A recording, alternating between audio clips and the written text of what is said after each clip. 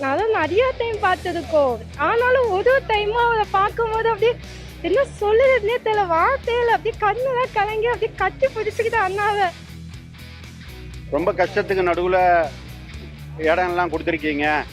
நீங்கள் இடம் கொடுக்கலன்னா இந்த மாநாடு இங்கே யார் மேலே யார் கீழே அப்படின்ற பாகுபாடெல்லாம் எப்போ நம்ம பார்க்க போகிறதே இல்லை. நம்மளை பொறுத்த வரைக்கும் நம்ம எல்லாருமே ஒன்று தான், நம்ம எல்லாருமே சமம் தான். அதனால என் நெஞ்சில் குடி இருக்கும் ஒட்டுமொத்தமானவங்க எல்லாருக்கும் என்னோட உயிர் வணக்கங்கள். தமிழக வெற்றி கழகத்தின் முதல் மாநில மாநாடு நடத்த இடம் வழங்கிய விவசாயிகளை நேரில் அழைத்து விருந்து கொடுத்து கௌரவித்துள்ளார் அக்கட்சியின் தலைவர் விஜய். இந்த விருந்து நிகழ்ச்சியில் நடந்தது என்ன, விவசாயிகளிடம் அவர் என்ன பேசினார் என விரிவான தகவல்களை பார்க்கலாம்.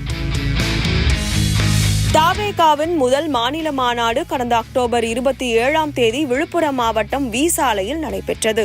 மாநாடு நடத்த பல்வேறு இடங்களை பார்த்தும் எங்கும் கைகூடி வராததால் வி சாலையில் நடத்தலாம் என்று திட்டமிட்ட விஜய் நிர்வாகிகளை வைத்து விவசாயிகளிடம் பேசியுள்ளார். கிட்டத்தட்ட மாநாட்டு திடல் மட்டுமே 100 ஏக்கர் பரப்பளவில் நடந்த நிலையில் கிராமத்தைச் சேர்ந்த விவசாயிகளிடம் பேசி விவசாய நிலங்கள் ஒப்பந்தம் போடப்பட்டுள்ளது. அதன்படி மாநாட்டு திடலுக்கு 92 ஏக்கர் நிலமும் பார்க்கிங்கிற்கு 200 ஏக்கர் நிலமும் ஒப்பந்தம் செய்யப்பட்டது. இதில் ஒவ்வொரு விவசாயிக்கும் ஏக்கர் ஒன்றுக்கு 10,000 ரூபாய் வழங்கப்பட்டுள்ளது.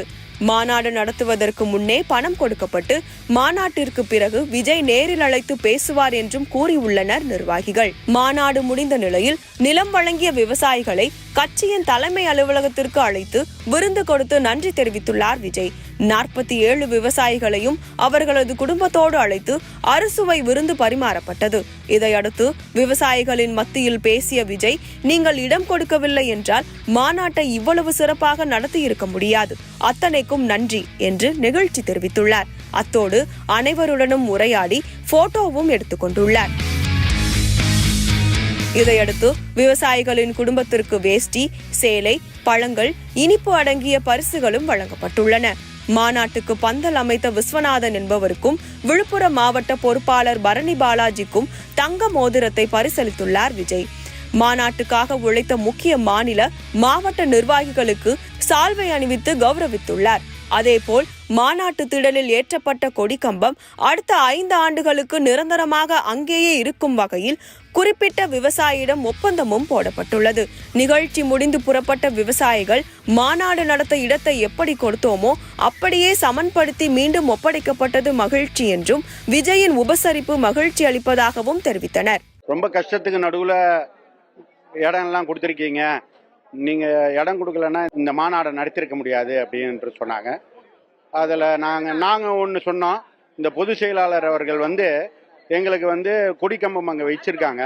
அந்த கொடிக்கம்பத்தில் ஏற்பட்டிருக்கிற அந்த லைட்னிங் அரெஸ்டர் அதில் வச்சிருக்கிறதுனால ஒரு 500 மீட்டர் தூரத்தில் எந்த இழப்பும், உயிரினங்கள் இழப்பும், வனவிலங்குகள் இழப்பும் எதுவுமே நடக்காது அப்படின்றத அவர் என்கிட்ட தனிப்பட்ட முறையில் சொன்னார். நான் அதை தலைவர் ஏத்தாப்புல சொல்லிட்டேன்.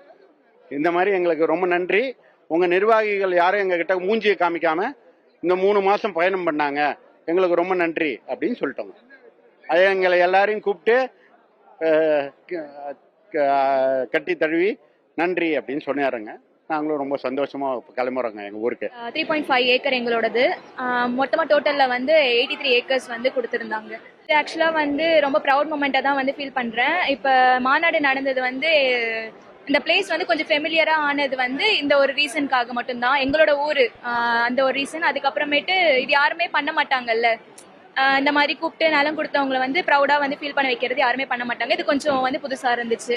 அப்புறம் எக்ஸைட்மெண்ட்டாக இருந்துச்சு அவரை நேரில் பார்க்கறது. ஃபோட்டோ எடுத்தோம். அவங்க காமனாக தான் பேசினாங்க.